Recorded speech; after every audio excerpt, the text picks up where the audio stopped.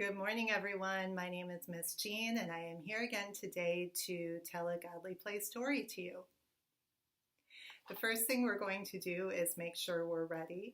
And for some of you, that might look like putting down anything distracting that's in your hands, or sometimes it helps to hold something because it helps you pay attention. Others of you might want to take a deep breath or find a comfy place to sit. All right, let's start. We begin by lighting this candle to remind us that God is with us in this one time and in this one place.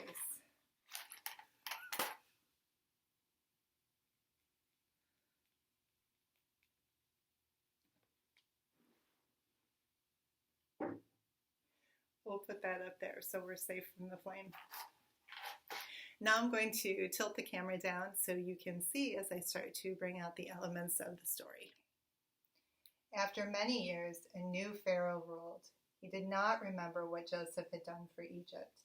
The people of God became enslaved. They were trapped and could not go home. There were so many of the people of God in Egypt that the Pharaoh was afraid they would take his kingdom away from him. So he said that all the baby boys had to be killed. One of the mothers made a basket of bulrushes woven together and hid the baby in a basket. She put the basket in the reeds by the Nile.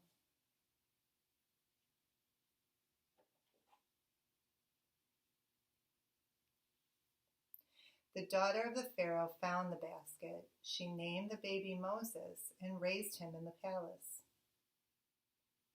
When Moses was a young man, he saw an Egyptian beating one of the people of God. Moses grew angry and killed him. Then he ran away into the desert. Moses stayed with the family of Jethro.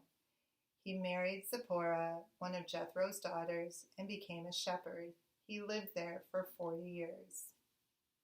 One day, while Moses was taking care of Jethro's sheep, he took them to the mountain of God, Mount Horeb, which is also called Sinai.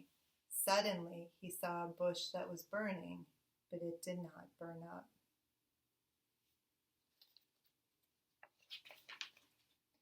God spoke to Moses from the burning bush.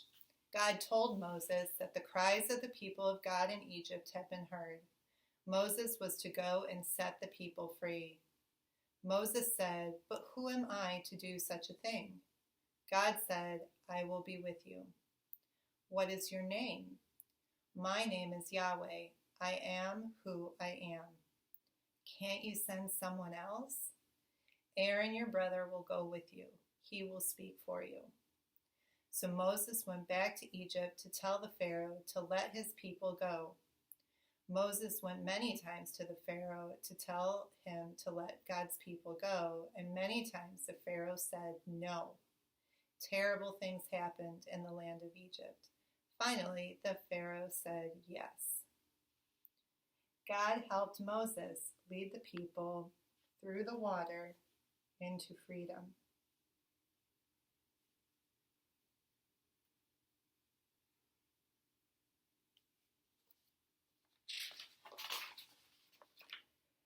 Moses led the people through the desert for 40 years. The people of God grew tired and hungry and discouraged, and they grumbled to Moses. But God showed the people that God was with them by giving them quail and manna to eat in the desert. When the people were thirsty from traveling in the desert, they complained to Moses, and Moses talked with God. God told Moses to strike a rock with his staff. Water came out of the rock so people could drink. Something happened that made God angry. Moses did not keep faith with God in the midst of the people, so God told Moses that he would see but never enter the promised land.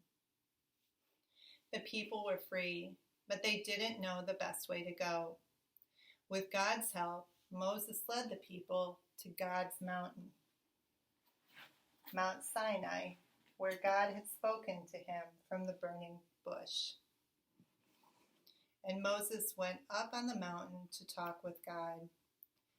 The people waited and waited and waited.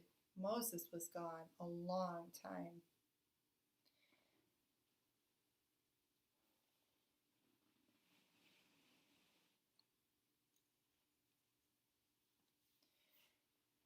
The people began to think Moses was never coming back, so they asked Aaron to make them a new god to lead them.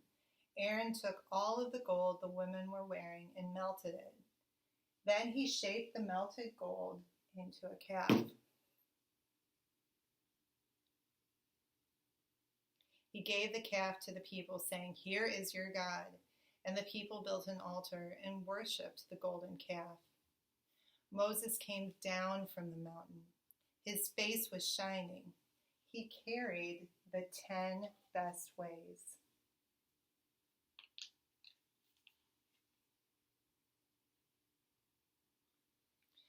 But found the people worshiping the golden calf. He grew angry and broke the stone tablets on which the 10 best ways were written. He took the golden calf and threw it in the fire. The people were sorry, so God gave Moses the 10 best ways again, and Moses gave them to the people.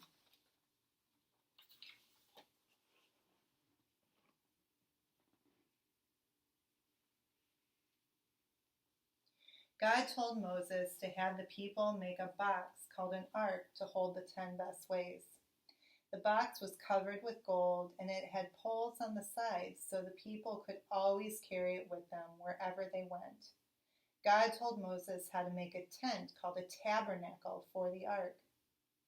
When the people stopped to rest in the wilderness, God's glory filled the tent, and Moses came close to God there. When he came out, his face was shining. After 40 years, they came to another mountain, Mount Nebo. Moses looked over into the promised land from the mountaintop, and God said, "I will give this land to the people of God, but you will not cross over." Moses died there, and no one knows to this day where he was buried. I wonder, which part of this story do you like best?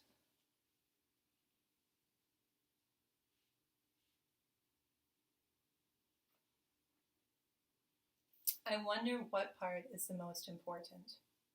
I wonder what part is about you, or what part was especially for you. I wonder if we could leave any of this story out and still have all that we need.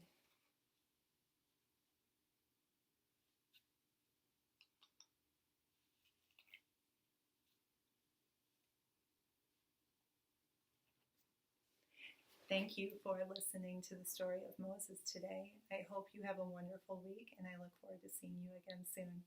Bye.